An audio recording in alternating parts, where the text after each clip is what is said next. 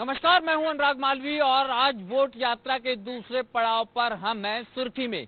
सागर जिले की सुर्खी विधानसभा 1951 में बन गई और इस सुर्खी में खूब सारी सुर्खियां बटोरी बड़े बड़े नामों ने, बड़े बड़े राजनेताओं ने, लेकिन इस सुर्खी में विकास की गंगा नहीं बह सकी, बावजूद इसके कि वो उस सागर जिले में थी जहां अब भी 3 मंत्री हैं। तो आइए आज बात करेंगे सुर्खी विधानसभा की, लेकिन उसके पहले जानते हैं क्या है सुर्खी का सियासी मिजाज।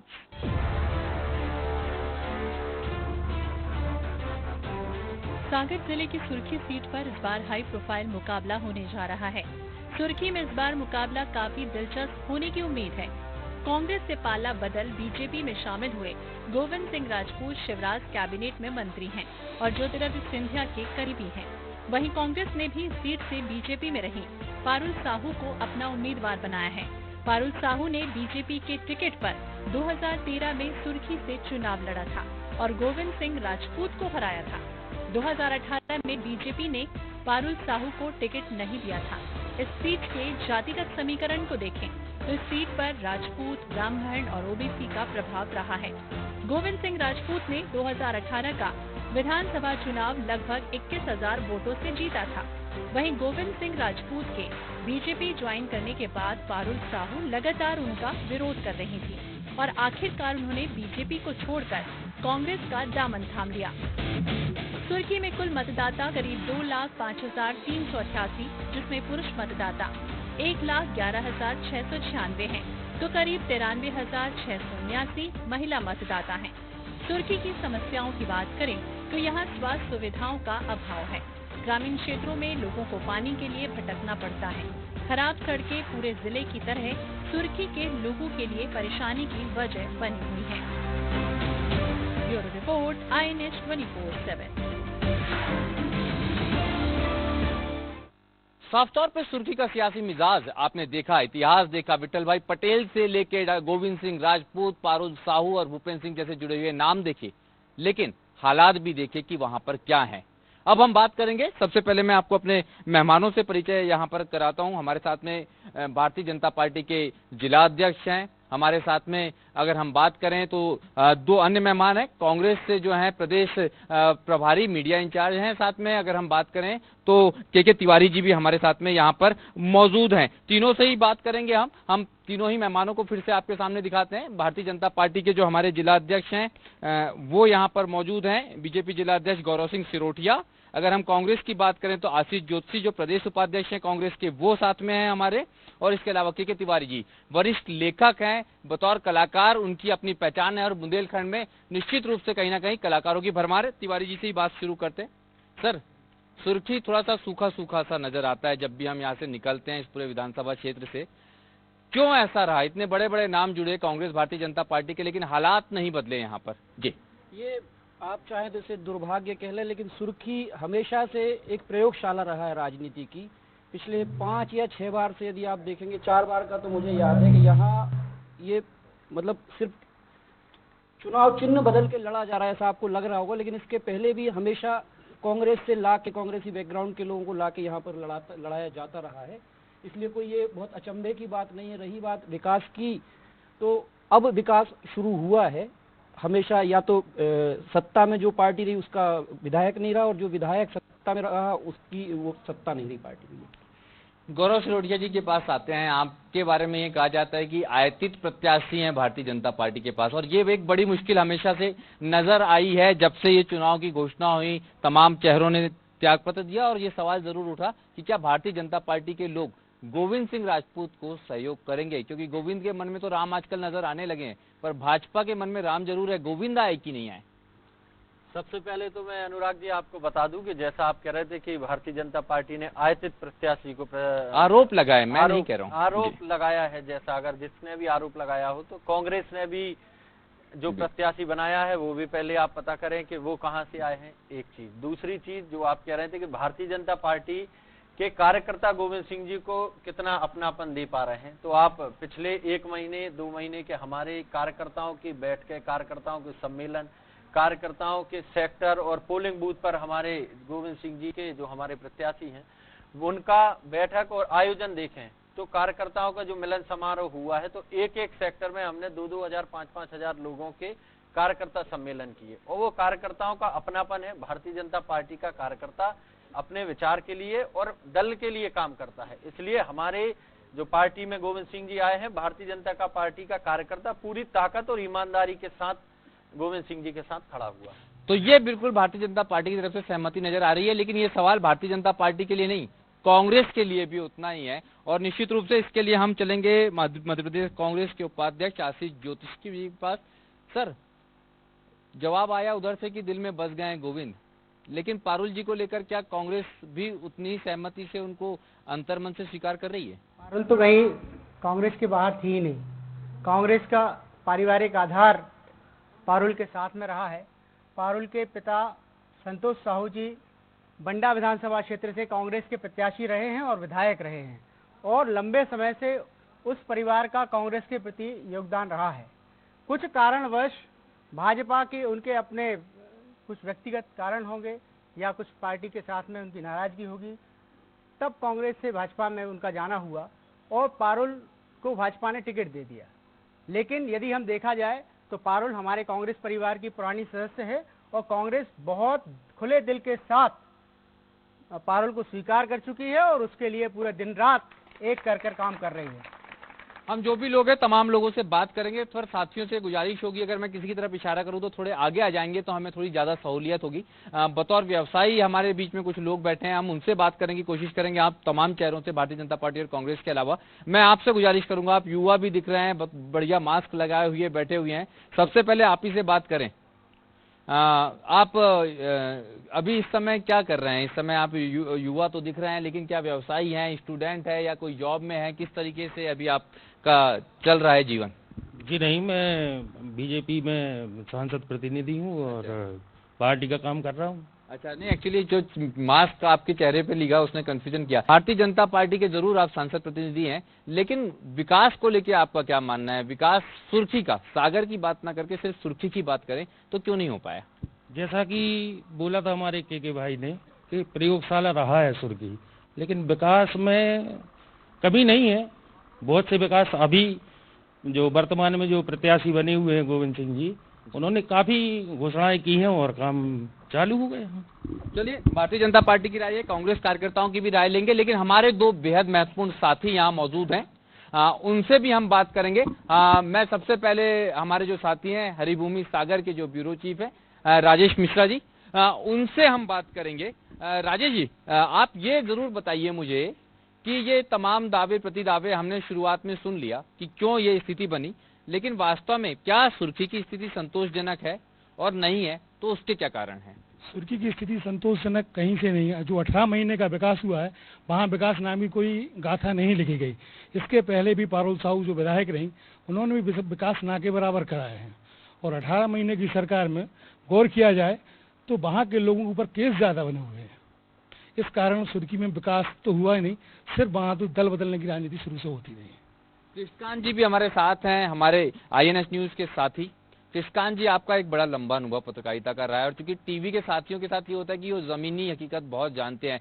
ऐतिहासिक धरोहर राहतगढ़ में ढेर सारी हैं, लेकिन अगर हम देखें तो कई हाईवे से जुड़ा है, लेकिन ये रेलवे कनेक्टिविटी जो थोड़ी परेशानियां जरूर हैं। बावजूद इसके हम देखते हैं कि जिन धरोहरों को संजोया जा सकता था, जिनको विकसित किया जा सकता था, उनका विकास भी नहीं हुआ। जी बिल्कुल, राहतगढ़ ही नहीं बल्कि सुर्खी विधानसभा के बारे में अगर कहा जाए तो ये बदकिस्मती रही है कि यहाँ जो यहाँ को प्रसिद्ध कर सकती थी, जहाँ से इनकम हो सकती थी, चाहे वो पर्यटन की स्थिति कह लें या आप ऐतिहासिक विरासतों की बात कर लें, इन पर इसके पूर्ववर्ती सरकारें हों या वर्तमान सरकारें हों, इनने अभी तक कोई ध्यान नहीं दिया है।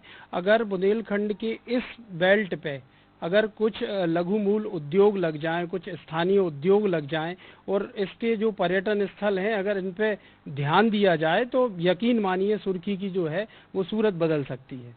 तो सुर्खी की सूरत जरूर बदल सकती है, लेकिन इसके लिए कोशिशें, कामयाब कोशिशें नहीं हुई। आप जरूर कुछ कहना चाहते थे, जरूर हम आपसे भी सुनना चाहेंगे, लेकिन हमको बड़ी खुशी होगी कि बड़ा निष्पक्षता हम आपको आम जन के रूप में सुनना चाहेंगे, किसी पार्टी के कार्यकर्ता की बजाय। जी, मैं भारतीय जनता पार्टी का सेक्टर का प्रभारी हूँ, और 1990 से 2020 तक पिछले 30 वर्षों में ऐसा पहली बार अवसर आया था कि सुर्खी से मध्य प्रदेश शासन में मंत्री के रूप में माननीय गोविंद सिंह जी राजपूत शामिल हुए थे। क्योंकि सरकार कांग्रेस की थी और मुख्यमंत्री कमलनाथ जी थे, लेकिन वो पूरे 8 करोड़ जनता के मुख्यमंत्री नहीं थे, वो मात्र केवल छिंदवाड़ा के मुख्यमंत्री थे। उन्होंने जो कार्य किए वो अपने क्षेत्र में किए, और माननीय मंत्री जी जो जिला पंचायत के माध्यम से या विधायक के रूप में जो काम कर रहे थे, उनसे भी अधिक काम जैसा रैली में हुआ, खुरई में हुआ, वो यहाँ भी करना चाहते थे, लेकिन कमलनाथ जी ने उनको तवज्जो नहीं दी। इन्हीं कारण से अंतर्कलह के कारण सरकार गिरी, और जैसे ही भारतीय जनता पार्टी ने अपनी सरकार बनाई, पुनः उन्हें मंत्रिमंडल में शामिल किया, और विगत 4 माह में जो 5 साल में काम नहीं हो पाए, जो 20 साल में काम नहीं हुए, वो माननीय मंत्री जी ने भारतीय जनता पार्टी की सरकार के माध्यम से पिछले 4 माह में काम किए। इतने बड़े दावे आए, भारतीय जनता पार्टी के कार्यकर्ताओं की संख्या भी मुझे यहाँ दिख रही है। क्या परेशानी हो रही है कांग्रेस के साथ में, क्या कारण है? नहीं, कोई परेशानी नहीं हो रही। हम ब्लॉक कांग्रेस कमेटी के अध्यक्ष हैं, और रही बात विकास की, तो कमलनाथ जी ने यहाँ 100 करोड़ से ऊपर रुपया दिया है सुर्खी क्षेत्र के लिए। ऑडिटोरियम, स्टेडियम, ट्रेजरी ऑफिस, यहाँ पर बनैनी घाट जो मंदिर है वहाँ के सौंदर्यीकरण के लिए रुपया दिया था, लेकिन 15 महीने भी सरकार नहीं रही। आपको बीच में लोकसभा के चुनाव आ गए थे, और बीच में जो क्या नाम से ये खेल खेलता रहा मार्च से, तो इस कारण से वो काम रुक गए हैं, क्योंकि दोबारा उन्होंने शिलान्यास किया है। लेकिन कमलनाथ जी ने यहाँ के विकास के लिए पैसा दिया है, और जल्दी से जल्दी पुनः कांग्रेस की सरकार बनेगी और आपके लिए विकास देखने को मिलेगा। दावा है कि कांग्रेस की सरकार बनेगी, लेकिन आरोप है कि कमलनाथ जी के कारण विकास नहीं हुआ। क्या मॉडल तैयार किया है आप लोगों ने? अगर गोविंद सिंह राजपूत जीत जाते हैं तो क्या उपलब्धियां रही उनकी, और आगे आप लोगों के पास में क्या बड़े वादे हैं? सबसे पहले मैं आपको बताऊं अनुराग जी कि कांग्रेस की सरकार 15 महीने चली, कांग्रेस के मुख्यमंत्री कमलनाथ जी रहे, और उसके बाद भारतीय जनता पार्टी की सरकार बनी और मुख्यमंत्री शिवराज सिंह चौहान जी बने। ये भारतीय जनता पार्टी का काम करने का, विकास का अपना एक एजेंडा है, जिसके कारण आप देखेंगे कि सरकार बनने के तुरंत बाद गोविंद सिंह जी मंत्री बने, भारतीय जनता पार्टी में शामिल हुए। माननीय प्रहलाद पटेल जी केंद्रीय मंत्री जो पर्यटन विकास, हमारे संस्कृति एवं पर्यटन मंत्री हैं, वो सुर्खी में आते हैं, राहतगढ़ में आते हैं, और राहतगढ़ की ऐतिहासिक धरोहर जो हमारा किला है और जो हमारी यहाँ की वाटरफॉल है, उसको 3.5 करोड़ रुपए देकर ये राहतगढ़ के लिए सौगात देके जाते हैं। ये है भारतीय जनता पार्टी का सरकार। माननीय मुख्यमंत्री जी आते हैं, घोषणा करते हैं कि मोकलपुर में हम हायर सेकेंडरी स्कूल स्वीकृत करते हैं, और 4 घंटे के अंदर स्वीकृति पहुंचती है, और कलेक्ट्रेट से आदेश आते हैं, मध्य प्रदेश शासन से आदेश आता है कि मोकलपुर में हायर सेकेंडरी स्कूल स्वीकृत होता है। तो ये कथनी और करनी में भारतीय जनता पार्टी की और कांग्रेस में अंतर है। हम जो कहते हैं उसका क्रियान्वयन करने में विश्वास रखते हैं, इसलिए हमने तत्काल जो घोषणा माननीय मुख्यमंत्री जी ने की और उनका क्रियान्वयन तुरंत हो, ये देखने को सुर्खी की जनता को मिला है। जैसा कि मुख्यमंत्री जी ने कहा कि हम लगभग मुख्यमंत्री बनने के बाद सुर्खी के लिए 300 करोड़ की सौगात देके जयसीनगर में अभी गए पिछले 1 हफ्ते पहले। तो ये माननीय मुख्यमंत्री जी की विचारधारा है, उनकी सोच है कि सुर्खी को हम कैसे विकास की राह पर मध्य प्रदेश के पटल पर ले जाएं। ऐसा काम भारतीय जनता पार्टी की सरकार कर रही है, और आदरणीय मुख्यमंत्री जी के नेतृत्व में सुर्खी विधानसभा में एक अलग विकास की राह आपको देखने को मिलेगी कुछ दिन। तो ये बड़ा वादा है, कांग्रेस की तरफ से भी जान लेते हैं क्या बड़े वादे आपके हैं और कांग्रेस की क्या उपलब्धियां हैं? आशीष जी, हमारे भाजपा के साथी ने ये बात कही कि मुख्यमंत्री जी इस क्षेत्र के प्रति बड़े संवेदनशील हैं। तो भैया 15 साल तक आप इस प्रदेश के पहले भी मुख्यमंत्री रह चुके हो, तब इस क्षेत्र का विकास कहाँ था? तब आपका ये क्षेत्र इतना उपेक्षित क्यों था? आपके एक प्रत्याशी यहाँ पर पारुल साहू यहाँ 2013 से 2018 तक विधायक रही हैं, जो हमारी वर्तमान प्रत्याशी हैं। हमारे द्वारा जो काम कराए जा रहे थे, 100 करोड़ के काम माननीय मुख्यमंत्री कमलनाथ जी के द्वारा स्वीकृत कराए गए थे, और उसके बाद आपने काम करने का अवसर नहीं दिया। लगातार टांग खिंचाई का काम ये करते रहे, किसी एक व्यक्ति का मोहरा बनकर ये काम करते रहे। आप कहेंगे कि इनको कांग्रेस ने क्या दिया? कांग्रेस ने इनको पहचान दी। इनको कौन जानता था? यदि कांग्रेस ने इनको युवक कांग्रेस का अध्यक्ष नहीं बनाया होता मध्य प्रदेश का, कौन पूछता इनको? यदि इनको सुर्खी विधानसभा क्षेत्र से प्रत्याशी नहीं बनाया होता और वर्तमान में राजस्व परिवहन मंत्रालय जैसा बड़ा मंत्रालय इनको नहीं दिया होता तो इनको कौन पूछ रहा था। आज इतने बड़े पोर्टफोलियो मिलने के बाद भी इन्होंने अपने क्षेत्र के विकास की तरफ ना देखकर सिर्फ अपना व्यक्तिगत विकास किया है। ऐसा नहीं है कि कमलनाथ जी ने इनको कुछ नहीं दिया, इनके कहने पे काम नहीं किए। इन्होंने कमलनाथ जी से क्षेत्र के लिए कुछ मांगा ही नहीं है, इन्होंने मांगा है तो अपने व्यक्तिगत लाभ के लिए मांगा है। एक उदाहरण मैं इस बात के लिए देना चाहता हूं कि अभी एक आदेश पारित हुआ है कि जो राजस्व का एक आदेश पारित हुआ है कि जो जहां पर है वहां पर उसको मालिकाना हक मिल जाएगा। 25 हेक्टेयर भूमि का इन्होंने पट्टा मांगा है विश्वविद्यालय खोलने के लिए। इस सरकार के आने के बाद इनके अपने कुछ साठगांठ थे जो कमलनाथ जी के साथ नहीं चल पा रहे थे। जो ये चाह रहे थे वो कमलनाथ जी पूरा नहीं कर रहे थे। कमलनाथ जी बहुत नीति और नियत के साफ व्यक्ति हैं जो लगातार कांग्रेस देश के अपने मध्य प्रदेश के विकास के लिए कृत संकल्पित थे। हमारे साथी ने आई थी बात कि सिर्फ छिंदवाड़ा के मुख्यमंत्री थे। भैया मेट्रो रेल जो है ना वो छिंदवाड़ा में नहीं चलाई, इंदौर और भोपाल के लिए स्वीकृत करी है। इतने कम समय में कोई आदमी कितना ज्यादा से ज्यादा काम कर सकता है।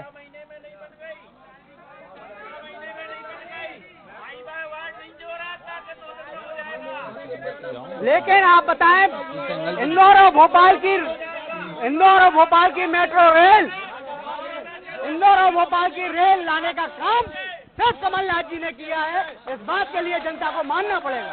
क्या बोलना चाह रहे हैं? आपके पास काफी कागजों का एक बड़ा सा ये जो है गत्था है, इसमें क्या है? इसमें तो काफी सारा आप लिख के लाए हैं। जो 15 साल भारतीय जनता पार्टी की रही मध्य प्रदेश में, लूटती रही पूरे प्रदेश को, 11 महीने की सरकार माननीय कमलनाथ जी ने वो करके दिखाया जो 15.5 साल भारतीय जनता पार्टी की सरकार नहीं कर पाई।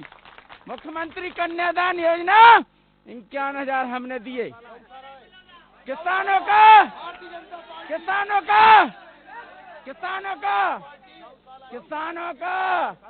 27 लाख किसानों का कर्जा माफ कांग्रेस ने किया 11 महीने में।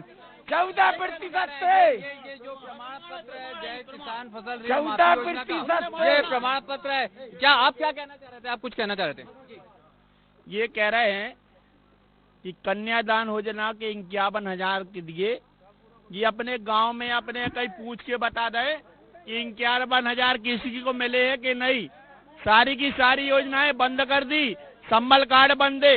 ये जो प्रमाण पत्र दिखा रहे हैं कमलनाथ ने वो किया किसानों के साथ कि डिफाल्टर घोषित किया, अधिकृत डिफाल्टर शासन ने घोषित किया किसानों को कर्जा माफी तो छोड़ो।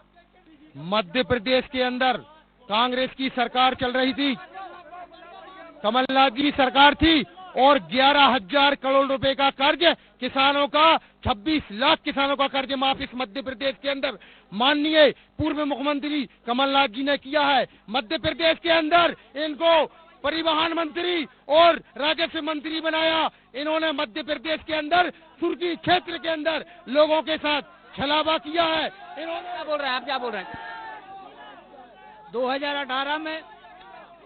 2018 में जैसे ही कांग्रेस सरकार बनी तो भारतीय जनता पार्टी की जितनी जन कल्याण की योजनाएं थी, गरीब जनता के लिए इलाज की जो राशि मिलती थी वो राशि भी इन्होंने बंद कर दी।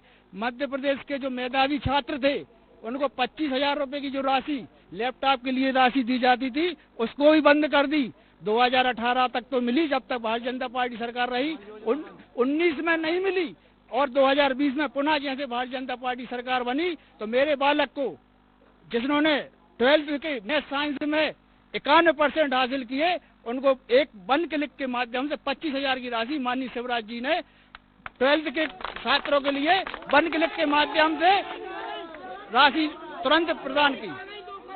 मैं एक बार फिर गौरव जी आपसे एक बात जरूर एक सवाल उठता है गौरव जी कि शिवराज जी की सरकार रही 15 साल की, हम 15 महीने की सरकार से भी सवाल करेंगे। ये सुर्खी विधानसभा मुख्यालय है जहां पे हम गए थे, वहां पर देखते हैं तो बस स्टैंड भी नहीं दिखता, वहां पर देखते हैं तो कॉलेज नहीं होता।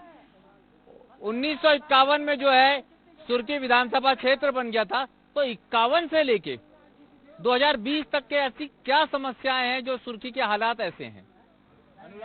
सबसे पहले अनुराग जी, सबसे पहले सुर्खी आपके सवाल का जवाब आप सुने। जी जी, आप पहले सुनिए तो, पहले सुनिए फिर नहीं बोलिए। वो कोई दिक्कत नहीं है, वो खैर अनुशासन का भाजपा और कांग्रेस यही तो अंतर है। वो आप आपकी बोलिए गलती बोलिए नहीं आप है। बोलिए।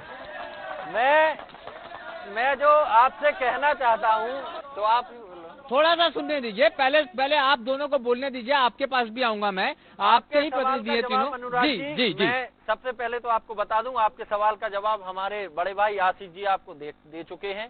वो नाम लेके बता चुके हैं कि पारुल साहू जी यहाँ से विधायक रही हैं लेकिन विकास नहीं किया। सबसे पहला ये हमने जो ये जवाब आपको आपके मैं नहीं बता रहा हूँ, ये आशीष जी ने बताया एक चीज। दूसरी चीज आप जैसा कह रहे हैं,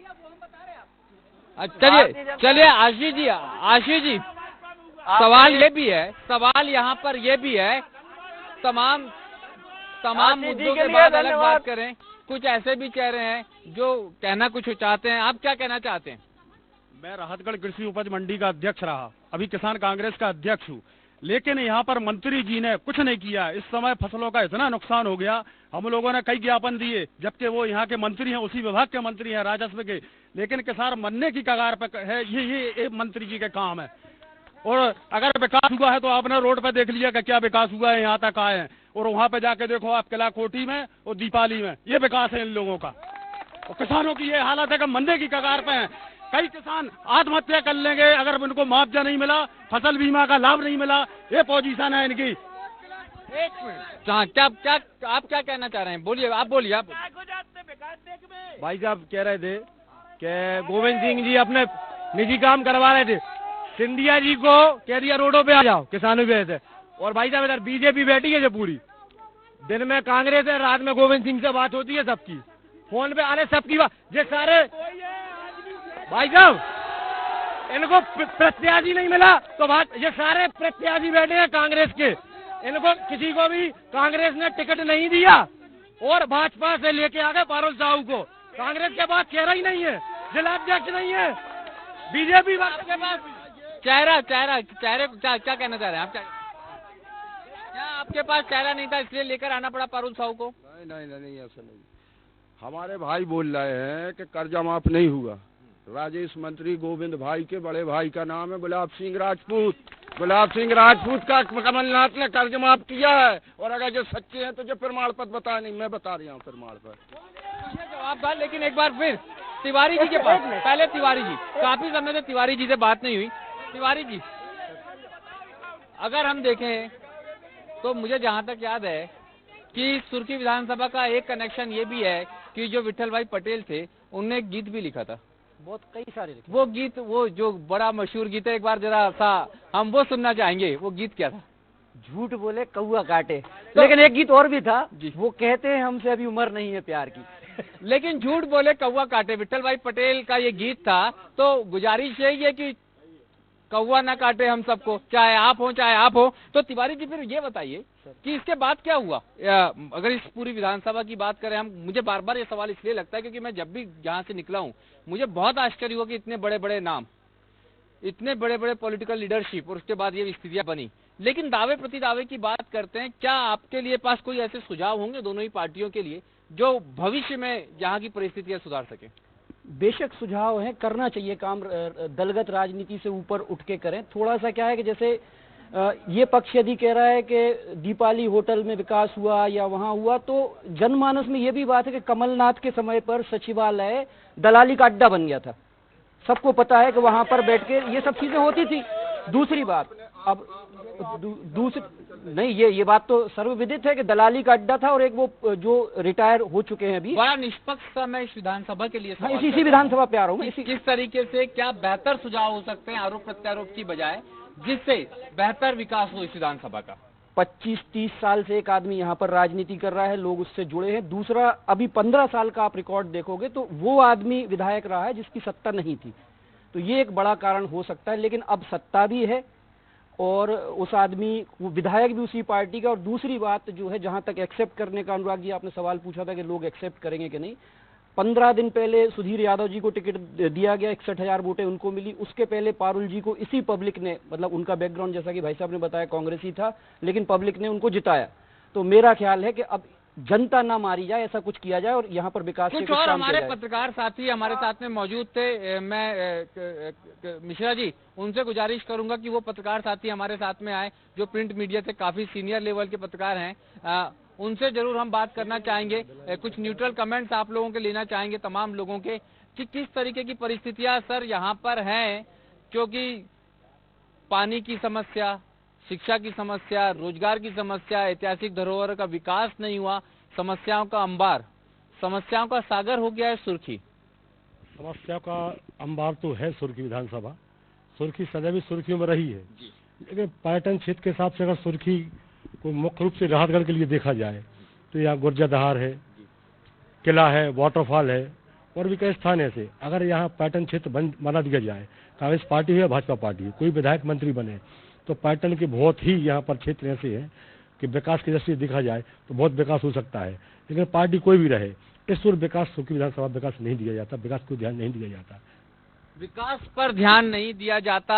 और आप सब साथी भारतीय जनता पार्टी के हैं, कांग्रेस के हैं, आपको लगता है कि आपके लोगों ने विकास कर दिया? क्या आपके पास कोई सटीक जवाब है जिसको आप बता सकते हैं कि ये बड़ी उपलब्धि आपके प्रत्याशी की रही है? दोनों लोग पक्षों के पास में आऊंगा, सुर्खी विधानसभा क्षेत्र के लिए पूछूंगा मैं।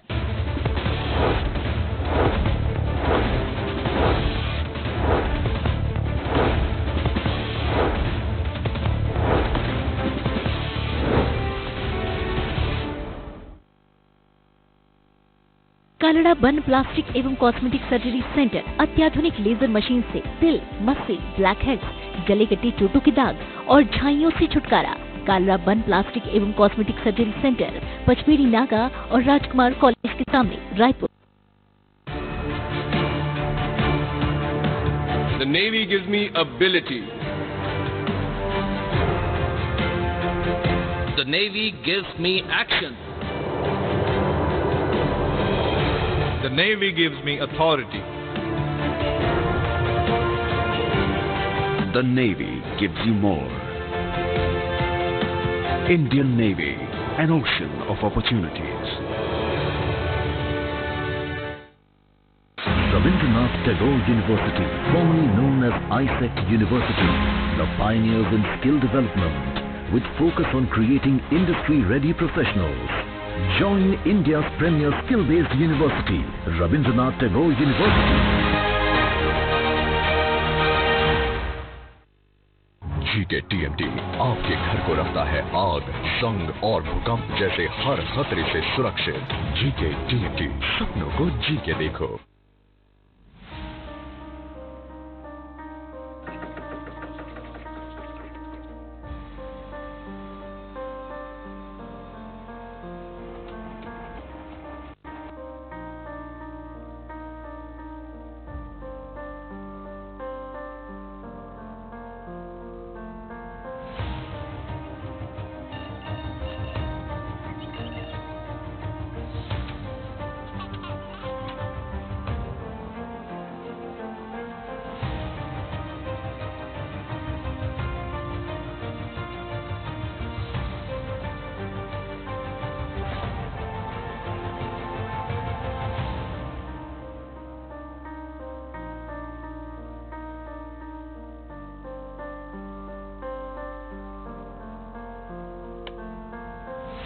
हरी भूमि, समाचार ही नहीं विचार भी।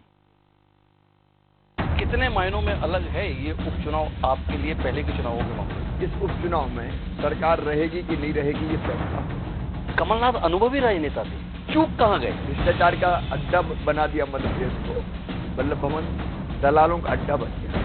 चारों तरफ लोग घूमते थे, कोई काम करवाना तो लाओ पैसे, लाओ पैसे, लाओ पैसे। कमलनाथ देश के दूसरे नंबर के उद्योगपति, समृद्ध आदमी, और कहाँ शिवराज सिंह चौहान भूखे नंगे परिवार थे। आप उनके संदर्भ में इतने गंभीर आरोप कैसे लगा दे रहे? 2 नंबर के उद्योगपति, उनके नेता कह रहे हैं नंगा भूखा कह के गाली देना। आपके सत्य के चलते उनकी कर्ज माफी रुक गई। फर्जी प्रमाण पत्र बांट के पैसे नहीं दिए बैंक को, वो हमसे मांग रहे हैं। दिग्विजय सिंह न दाएं दिख रहे हैं, न बाएं दिख रहे हैं, न आगे दिख रहे हैं, न पीछे दिख रहे हैं। हम जानते हैं कि वो हूँ तो भी कोई अंतर नहीं पड़ता, ना हो तो भी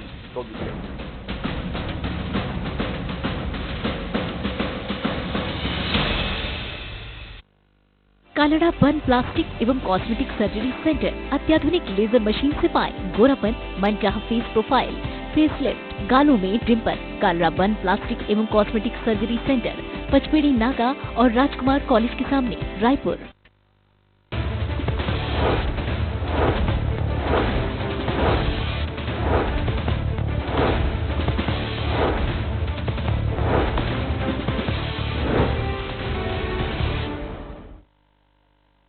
पहले आपसे जान लेते हैं, सुर्खी विधानसभा में क्या उपलब्धि रही है कांग्रेस की। हम तो सभी आज 51 से लेकर 20 तक की बात करते हैं, कांग्रेस ने क्या किया इस विधानसभा क्षेत्र के लिए। कांग्रेस ने बहुत कुछ किया है। अब बुजुर्ग हैं, आप बताइए कि क्या कोई बड़ी उपलब्धि कांग्रेस ने किया कि आज ये हमारा हिंदुस्तान जो खड़ा है ना, और जो एमपी खड़ा है, ये कांग्रेस की सुर्खी। पहले हमारे हिंदुस्तान में तो सुई भी नहीं बनती थी। अब रही विकास की बात और झूठ की बात, तो हमारे सिंधिया जी और गोविंद राजपूत यहाँ से आरोप लगा के भागे हैं कि हमारी कमलनाथ जी सुन नहीं आते। अब ये है कि फिर अब तुम्हें सांप सूंघ गाओ, किसानों की कर्ज माफी के मुद्दे पे तुम भगे। अब किसानों की कर्ज माफी पे आपका मुंह क्यों नहीं खुलता? ये सब अपने व्यक्तिगत स्वार्थ के पीछे भागे हैं। इनका भी सिंधिया जी का भी स्वार्थ था और राजपूत जी का भी स्वार्थ था। ये सब आप भाजपा के झूठ बोलने से विकास नहीं होता। क्या भारतीय जनता पार्टी के पास कोई ऐसा बड़ा उदाहरण है कि उसको उपलब्धि के रूप में गिनाया जा सके सुर्खी विधानसभा क्षेत्र के लिए? इस सुर्खी विधानसभा का विकास है, भाजपा की सरकार में विकास हुआ था। भोपाल से सागर के लिए रातगढ़ जाने वाली रोड है। भोपाल से रातगढ़ होती थी, सागर की रोड है। वो भारतीय जनता पार्टी की सरकार में बनी। 10-15 घंटा में भोपाल पहुंचते थे, 3 घंटे में आते हैं। कॉलेज इधर बना हुआ भारतीय जनता पार्टी की सरकार में बना। अभी जो कॉलेज डिक्लेयर हुए वे भारतीय जनता पार्टी ने किए। 2 बड़े जलाशय जो ये बोल रहा है, हमारी उस समय विधायक थी पारुल साहू, भारतीय जनता पार्टी की सरकार थी, बड़े विधायक, वो भारतीय जनता पार्टी की सरकार में हुए हैं, जैसी नगर और बिलेरा में। ये बड़ी उपलब्धि है सिंचाई की योजना। ये बताइए। हम मैं कांग्रेस की विकास की आप बात कांग्रेस के विकास की बात कर रहे हैं आप। मध्य प्रदेश के अंदर माननीय पूर्व मुख्यमंत्री दिग्विजय सिंह की सरकार में सुर्खी विधानसभा में कॉलेज कांग्रेस ने बनवाई। हमारी अस्पताल कांग्रेस ने बनवाई इस मध्य प्रदेश के अंदर। और आप सुर्खी की बात कर रहे हैं, यहाँ रोजगार, यहाँ भारतीय जनता पार्टी की 15 साल से सरकार रही और एक भी रोजगार नहीं है। हिंदू मुसलमान बेरोजगारी यहाँ जी रहे हैं और अपना जीवन यापन करने के लिए बाहर जाते हैं। और यहाँ मध्य प्रदेश के अंदर भारतीय जनता पार्टी की लोग और मुख्यमंत्री झूठी घोषणाएं करते। एक बात और मैं कहना चाहूंगा, अभी पिछली बार राजस्व मंत्री ने यहाँ राहतगढ़ के अंदर भूमि पूजन किया कांग्रेस की सरकार में, और अब भारतीय जनता पार्टी में आन के उसका डबल भूमि पूजन कर दिया। ऐसी झूठी घोषणाएं और झूठा काम माननीय मंत्री जी कर रहे हैं और जनता को, सुर्खी विधानसभा की क्षेत्र की जनता को गुमराह कर रहे हैं। लॉकडाउन में कहीं नहीं देखे और अब घर घर गेहूं और अनाज बांटते फिर रहे हैं। ऐसी जनता सुर्खी विधानसभा के चुनाव में उनको पता चल जाएगा, ऐसा पता चल जाएगा उनके लिए। गौरव जी, एक जब भी कोई प्रत्याशी आता है, क्या बोलना चाह रहे हैं आप? क्या बोलना चाह रहे हैं? बोलिए। दोनों सरकार विपक्ष में है। ना सम्मल कार्ड की योजना अभी तक 1 साल से मैं भटक रहा हूँ, ना तर अभी तक ना कांग्रेस ने दी ना बीजेपी ने दी।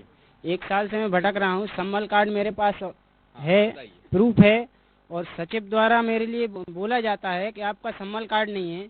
ये क्यों हो रहा है 1 साल से मेरे लिए? कब से भटक रहे हैं आप? 1 साल हो गई, 2 नवंबर से भटक रहा हूँ। क्या नाम है आपका? कृष्ण कुमार यादव। कृष्ण कुमार यादव जी, ये सवाल इसका आइए आप बिल्कुल, ये इसका जवाब तो भारतीय जनता पार्टी और कांग्रेस दोनों को देना पड़ेगा। सबसे पहले गौरव जी, आप इस समस्या का जवाब देंगे। आप आइए इधर जी। गौरव जी, पहले गौरव जी आप बताइए इस क्या समाधान करेंगे, ये भी आश्वस्त। मैं सबसे पहले तो आपको बताना चाहता हूं कि सम्मल योजना कांग्रेस ने बंद की, सबसे पहली बात, एक चीज। उसके बाद भारतीय जनता पार्टी की सरकार बनने के बाद यदि किसी लाभार्थी को लाभ नहीं मिलता, तो यदि इसमें कोई सचिव गड़बड़ी कर रहा है या कोई अधिकारी गड़बड़ी कर रहा है, तो मैं आपसे कहना चाहता हूं कि यदि कोई सचिव या कोई अधिकारी गड़बड़ी करता है आप मुझे बताएं, ये काम मैं आपका कराऊंगा। यही कहीं समस्या तो उन पर कार्रवाई, यदि उस पर कार्रवाई भारतीय जनता पार्टी की सरकार कराएगी। आशीष जी क्यों नहीं हुआ? गोविंद सिंह जी 25 साल से इस क्षेत्र से जुड़े हैं, 25 साल से जुड़े हैं। नवंबर में भी वो विधायक थे और आज प्रत्याशी के रूप में भी विधायक हैं। ये सवाल उनसे पूछना चाहिए कि आपके क्षेत्र का व्यक्ति इस तरह का है तो क्यों नहीं हुआ। दूसरी बात, कांग्रेस, सुर्खी की बात हो रही है, सुर्खी की बात हो रही है ना, सुर्खी की बात हो रही है। गोविंद सिंह ने सुर्खी में 25 साल से अधिक काम किया है, 25 साल से काम कर रहे हैं, लेकिन क्षेत्र की जनता के लिए कोई काम नहीं किया। सिर्फ अपना घर बनने का और अपने लिए काम करने का काम करते रहे हैं। कांग्रेस ने सब कुछ दिया, मान दिया, प्रतिष्ठा दी, चलती सरकार गिरा दी। आप माता जी आप कुछ बोलना चाहती हैं? क्या समस्या है आपकी? पति खत्म हो गए तो हमारी कोई काम नहीं हुए। क्या किस काम के लिए आप भटकी, किसके पास गई, क्या हुआ? संबल कार्ड के लिए भटके हैं। भी नहीं आई अभी तक। अच्छा, तो आप किन किन से मिली? आपने किसी संपर्क करने की कोशिश की कभी? सीओ साहब से मिले और जनपद से ही मिल चुके, और मंत्री से ही सब। तिवारी जी ऐसा क्यों होता है, क्यों होता है? जहाँ तक मालूम है कि अब सारी चीजें जो है ऑटो मोड में हैं। यदि इनका नहीं हो रहा काम, आपके कार्यक्रम शुरू होने के पहले भी इनसे बात हुई थी, कोई सचिव की यदि बात है तो जैसा कि गौरव ने कहा है ये करेंगे, गौरव जी ने, अध्यक्ष जी ने। गौरव जी हम आश्वस्त रहे, इस तरीके के परेशान परिवारों को चाहे आप आशीष जी या गौरव जी आश्वस्त होना चाहिए लोगों को यहाँ के। मैं कहना चाहता हूँ ये कोई भाजपा और कांग्रेस की बात नहीं। एक मिनट आशीष जी, ये कोई भाजपा और कांग्रेस की बात नहीं। यदि कोई नहीं सुनना पड़ेगा, आपको सुनना तो पड़ेगा। बोलिए, आप बोलिए, आप बोलिए, जवाब दे लो, आप बोलिए, आप बोलिए, आप बोलिए। आप हमारा कहना ये है कि ये गरीब होता है ना, वो भाजपा की सरकार हो चाहे कांग्रेस की सरकार हो। यदि हमारी सरकार ने काम नहीं किया, किसी गरीब का कोई समस्या है तो हम ये स्वीकार करते हैं कि हमारी गलती है। लेकिन भारतीय जनता पार्टी की सरकार में, भारतीय जनता पार्टी की सरकार ऐसी सरकार है जो गरीब को लाभ दिलाने के लिए, चाहे वो किसी समाज का हो, किसी विचार का हो, हम गरीब को लाभ दिलाने के लिए प्रतिबद्ध हैं। यदि कोई उनकी समस्या है तो मैं जिम्मेदारी लेता हूं, मैं उनका काम कराने की बात। ये आप जरूर गौरव जी से मुलाकात कीजिएगा। हाँ, आप कब चलाएंगे जी? 6 महीना क्या बोलना चाहते हैं? देखिए, बोलिए। देखिए, यहाँ के विकास, यहाँ पर जो भी विकास हुआ है, सुर्खी क्षेत्र में जो भी विकास हुआ है, हमारे मनमोहन सिंह की सरकार में 70,000 करोड़ रुपया बुंदेलखंड पैकेज के माध्यम से दिया गया है। और जो आज बेहार हाउस जो बड़े उसमें जो किसानों का माल रखा जाता है वो भी मनमोहन सिंह की देन थी। उस टाइम पे विधायक थे गोविंद राजपूत जी, और मनमोहन सिंह जी ने 70,000 करोड़ रुपए का बुंदेलखंड पैकेज दिया था। बड़े बड़े बांध बने थे उसमें और बड़े बड़े बेहार हाउस बने थे। और मनमोहन सिंह जी ने 4 एकड़ तक के किसानों का, उस टाइम पे मनमोहन सिंह जी ने 4 एकड़ तक के किसानों का। क्या कहना चाह रहे हैं आप? क्या कहना चाह रहे हैं? कहाँ बने बुंदेलखंड पैकेज से? इनसे पूछना चाह रहे हैं कांग्रेसियों से, राजगढ़ में कहाँ बना बुंदेलखंड जी? कहाँ? मैं बताना चाहूंगा, बुंदेलखंड विशेष पैकेज से 4 करोड़ 95 लाख रुपए का कृषि मंडी राहतगढ़ के अंदर माने हमारी कांग्रेस की केंद्र में कांग्रेस की सरकार थी, मनमोहन सिंह प्रधानमंत्री थे, और सिहोरा के अंदर, और हमारी भारतीय जनता पार्टी की सरकार में वेयर हाउस बने हैं, भारतीय जनता पार्टी की सरकार में सड़कें बनी। भारतीय जनता ने कृषि मंडी राहतगढ़ के अंदर हमारी कांग्रेस की सरकार ने किसानों को गल्ला मंडी दी। मध्य प्रदेश के अंदर बड़ी बात है, महत्वपूर्ण बात है। सवाल ये भी है, बुंदेलखंड पैकेज 70,000 करोड़ का ये पैकेज था, और इसको लेकर भी सवाल बनता है भारतीय जनता पार्टी और कांग्रेस दोनों से। लेकिन इसका जवाब पहले आप इसलिए देंगे क्योंकि आपकी सरकार ने ये पैकेज दिया था, लेकिन फिर भी बुंदेलखंड ही पूरा सूखा नजर आता है और उसमें सुर्खी सबसे ज्यादा। आप इस बात के लिए राज्य सरकार दोषी है, क्योंकि एजेंसी, फंडिंग एजेंसी केंद्र सरकार थी, एजुकेशन एजेंसी राज्य सरकार थी, जिसने वो 70,000 करोड़ के बुंदेलखंड पैकेज में पूरा लीपापोती कर दी। और आज जितनी भी परियोजनाएं थी, जिनकी उस समय जो कास्ट होती थी, पुरानी परियोजनाएं बंद करी हुई उस समय चलाई हैं।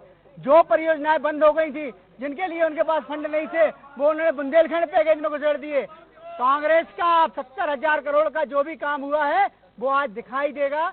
कि जो हमारा जितना भी राज्य सरकार को लिपापोती करने के बाद भी जो काम हुआ है वो भी कांग्रेस का दिया हुआ काम था, जो केंद्र की मनमोहन सिंह सरकार ने दिया था, राहुल गांधी जी के लड़ने पर दिया था उन्होंने। बुंदेलखंड पैकेज आ गया, लेकिन बार बार ये आरोप भी लगे, परियोजना बार ये आरोप भी लगे। मैं आपसे भी दो परियोजनाओं की कांग्रेस सरकार ने, ये कांग्रेसियों ने ये आरोप लगाया, एक जांच समिति भी बैठा दी कि बुंदेलखंड पैकेज का सही उपयोग नहीं हुआ।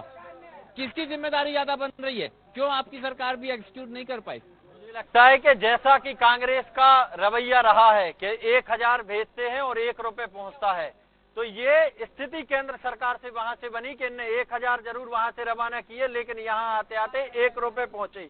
इसलिए मैं आपसे कहना चाहता हूं कि जो राशि इन्होंने कांग्रेस की सरकार केंद्र में रही, केंद्र सरकार में जब आपकी सरकार थी, बुंदेलखंड के लिए आपने पैसा दिया, लेकिन पूरा का पूरा बुंदेलखंड में ना कोई पैसा आया, ना कोई काम बड़ा हुआ। ये बुंदेलखंड में ऐसा हुआ, पूर्वज नेता यहीं के थे। आप बड़े बेचैनी में दिख रहे हैं, किसी धर्म संकट में दिख रहे हैं, क्या कारण है? अगर सही बात बताइए। वास्तव में जब बुंदेलखंड पैकेज की राशि की बात होती है तो ऐसा लगता है कि पैसा ही पैसा होगा, लेकिन पूरा बुंदेलखंड, चाहे वो उत्तर प्रदेश का प्रभाव क्षेत्र हो या मध्य प्रदेश का प्रभाव क्षेत्र हो, सागर का सुर्खी हो या फिर हम छतरपुर के बात करें, बड़ा मलेरा की बात करें, तमाम क्षेत्रों में स्थितियां वैसी नहीं है, और खासतौर पे पानी तो है ही नहीं। अनुराग जी, जहां तक सुर्खी में पानी की बात है तो कुछ अच्छे काम यहां पर शुरू हुए। राहतगढ़ में पानी की समस्या नहीं है, सागर में भी बांध बना था, अब वो इससे बंधा कि मुझे जानकारी नहीं है, ये इससे क्या नाम है आपके बुंदेलखंड पैकेज से। और जहां तक बुंदेलखंड पैकेज का काम है, आज की पीढ़ी को पता है कि नहीं, पर बहुत काम उससे हुए हैं। और मतलब भाजपा वाले भी स्वीकार करेंगे, कांग्रेस वाले, बुंदेलखंड पैकेज इकलौता एक माध्यम था जहां से लोगों को उम्मीद होती थी कि यहाँ से हमारा काम होगा। एक बड़ी उम्मीद थी बुंदेलखंड पैकेज, और एक राहत की खबर है कि कुछ काम उससे हुए भी हैं।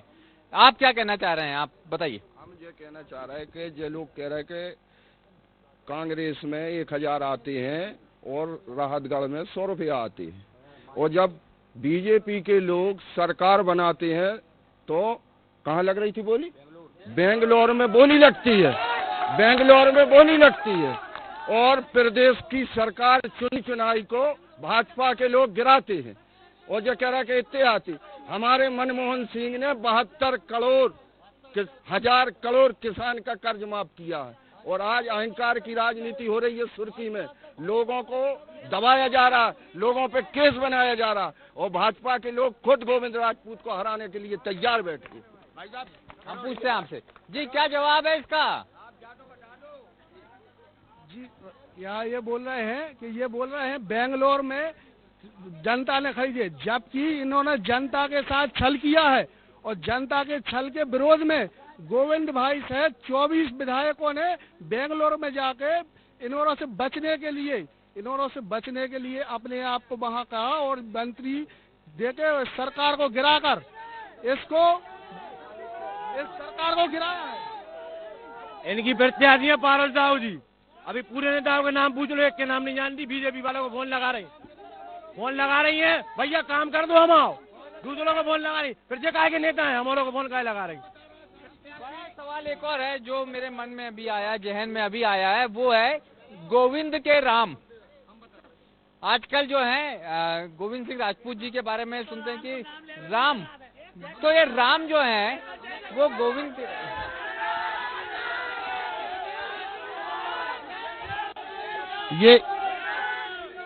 ये बोल रहा है कि राम के नाम से बैर है।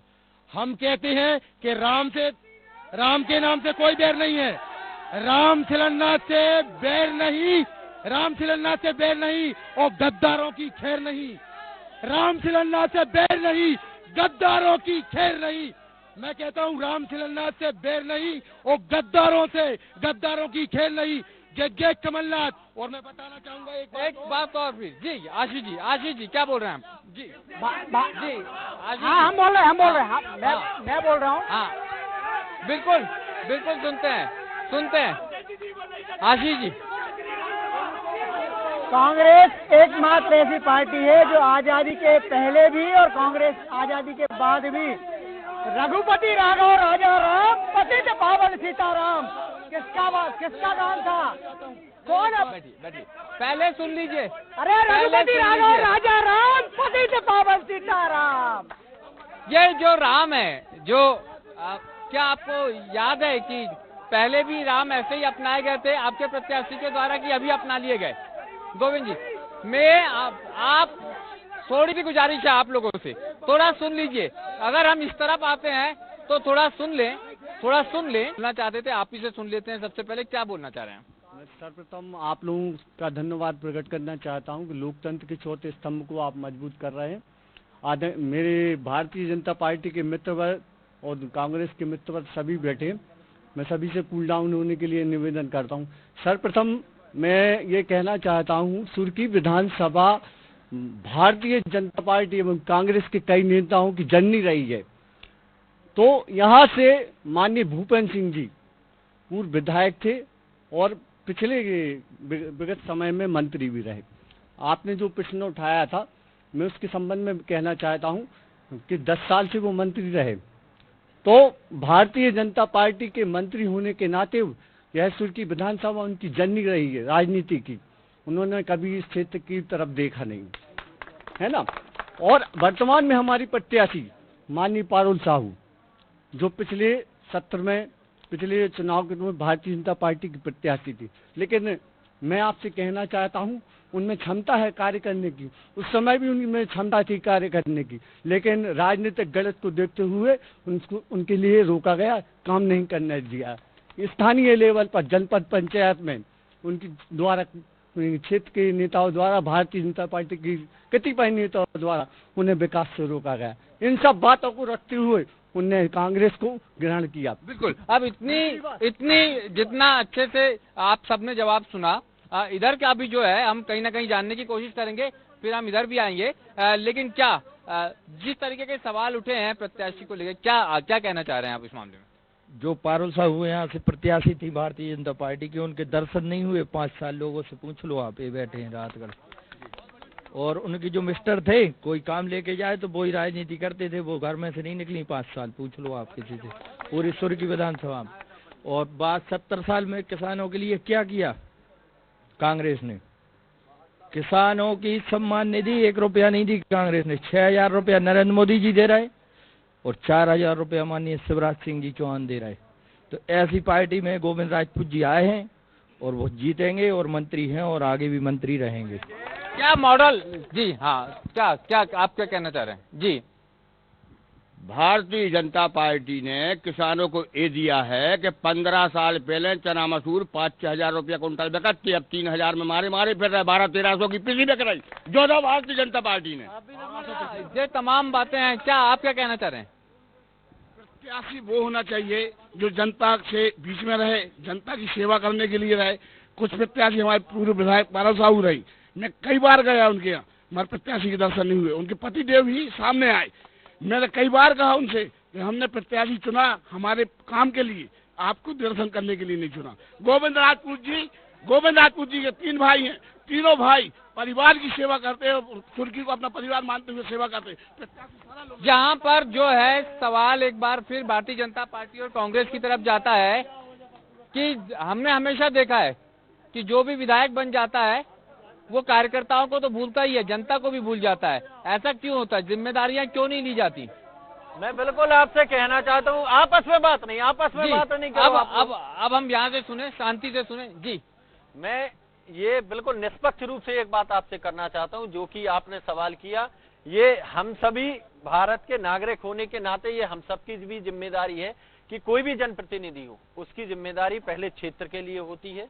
यदि वो नहीं होता तो निश्चित रूप से, जैसे कि आपने कहा कि जनता ही ये निर्णय करती है, तो वो जनता ने ही निर्णय किया था और जनता ही ये निर्णय करेगी कि जो लगातार जनता के बीच में रहता है, जनता की समस्याओं को सुनता है, उसको पुनः यहाँ से भारतीय जनता पार्टी के प्रत्याशी को जिताएंगे और जनता के बीच रहने वाले प्रत्याशी गोविंद सिंह जी को पुनः भारतीय जनता पार्टी की सरकार मंत्री बनाएगी। कांग्रेस के लिए भी सवाल उठता है और सबसे ज्यादा आरोप यही लग रहे हैं, ये क्यों होता है जब भी कोई महिला चुनाव जीतती है, चाहे वो सरपंच का चुनाव हो, चाहे विधायक का चुनाव हो, ये आरोप क्यों लगते हैं? पारुल साहू जी एक पढ़ी लिखी महिला है जिनकी शिक्षा विदेश में हुई है। दूसरी चीज, वो हिंदुस्तान की गौरव भी है जिसने एवरेस्ट पर चढ़ाई की है। ठीक, आप बात करते हैं कि उनके पति मिलते थे। अरे भैया, F1 में, MIG में हम सब लोग जाते थे, जब तक गोविंद सिंह जी कांग्रेस में थे, हम लोगों को गाहे बगाहे उनके दरबार में खड़े होना पड़ता था। तो भैया उनके यहाँ कौन मिलता था? हीरा सिंह जी देखते थे, गुलाब सिंह जी देखते थे। गोविंद सिंह जी कितने लोगों से मिलते थे? 1.5 साल के कार्यकाल में कितने कार्यकर्ताओं के साथ में गोविंद सिंह जी का रूबरू हुआ है। कांच बंद करके मिलते थे। हाँ भैया, चलो चलो आ जाइयो। बुंदेलखंड, आप कुछ आपसे बुंदेलखंडी अंदाज में बेहद निष्पक्ष तरीके से। हाँ, हालांकि हमसे निष्पक्ष रहने के लिए कही गई है कि आपको निष्पक्ष रहने, लेकिन नहीं, थोड़ा सा तो बुंदेली अंदाज में। बिल्कुल बुंदेलखंड में ही बोल रहे। थोड़ा सा आप क्योंकि एक कलाकार भी हैं, तो कुछ ऐसा हो जाए कि माहौल जो है थोड़ा खुशनुमा हो जाए। देखो, कांग्रेसी जो मित्र हैं, हमारे चाचा को बुरा लग रहा है कि निष्पक्ष नहीं हूं मैं। अब निष्पक्षता आप खुद 6 महीने पहले गोविंद राजपूत जिंदाबाद करते थे कि नहीं करते थे? खैर, मेरा निवेदन ये है कि जो आज भाजपाइयों के लिए पारुल साहू कड़वी हो गई, करई इनके लाने मीठी हो गई। अब भाई 6 महीना बाद भगवान ने करे तो ये थू करते रहे, इनको ज्यादा करई हो जाने भी, क्योंकि इस बात में बिल्कुल दो राय नहीं है। हमारे आशीष भाई साहब बड़े भैया ये भी जानेंगे कि उनके पति ने ही 5 वर्ष चलाया है। ये बच्चा ये समस्या आती है और ये सवाल बड़े उठते हैं। जी, आप क्या कहना चाह रहे? नहीं, आपसे सुना, आपकी बात सुनी, आपकी बात सुनी, आप आए, आप थोड़े से जो है जूनियर किंग के रूप में दिख रहे हैं मुझे। आप क्या कहना चाहते हैं, बताइए। जैसे हमारे भाजपा के साथी कह रहे हैं कि कर्जा माफ नहीं हुआ, वो एक बात बताएं कि उनके कृषि मंत्री कमल पटेल ने विधानसभा में पटल पे स्वीकारा है नहीं? उनसे पूछो कि उनने स्वीकारा है कि नहीं। हाँ ना, जमा पूछो मीडिया के माध्यम पूरे उसके पहले 1.5 साल तक ये बोलते रहे हैं। ये मैं आपसे कांग्रेस हमारा निवेदन है, आदरणीय पंडित श्री गौरव सिरोडे जी, जिला अध्यक्ष, हाथ जोड़कर निवेदन से 5 जवाब देने की कृपा करें। 15.5 साल आपकी सरकार रही, गौशाला क्यों नहीं बनवाई आप लोगों ने? हिंदुत्व के नाम पे आप लोग वोट मांगते हैं, पिछड़ी जाति के हिंदुत्व के नाम पे वोट मांगते हैं। 14% सत्ता आरक्षण आपने क्यों नहीं किया? पंडित श्री गौरव सिरोडिया जी, एक मिनट, आपके शासन में 150 रुपया, पंडित जी आपके शासन में वृद्धों को, विधवा महिलाओं को 150 रुपये पेंशन मिलती थी, जो 2017 में 150 से 300 हुई। माननीय कमलनाथ जी आए और 300 से 600 की, आपने क्यों नहीं की? और पिछड़ों को 14% आरक्षण क्यों नहीं किया आपने 15 साल रहे, कर्जा माफ क्यों नहीं किया आपने? हम आपसे जवाब चाहते हैं, सर दीजिए। जी, आप में से आप क्या कहना चाहते हैं? इधर आएंगे, आइए, क्या कहना चाह रहे हैं आप, क्या बोलना चाह रहे हैं? देखिए, जब प्रदेश में 15 माह कमलनाथ जी की सरकार रही, उस टाइम पर इनके नेता, इनके राष्ट्रीय अध्यक्ष आदरणीय राहुल गांधी जी मंच से नारा लगाते थे, 1 2 3 4 5 6 7 8 9 10 दिन गिनना, 10 दिन में हर किसान का कर्जा माफ करके दिखा देंगे। पर 15 माह किसी का कर्जा माफ नहीं हुआ। मुख्यमंत्री तो नहीं बदलता, पर राष्ट्रीय अध्यक्ष जरूर बदल गया। इनने एक और वादा किया था, आपने एक और वादा किया था कि हम युवाओं को बेरोजगारी भत्ता देंगे, सुन लो भैया।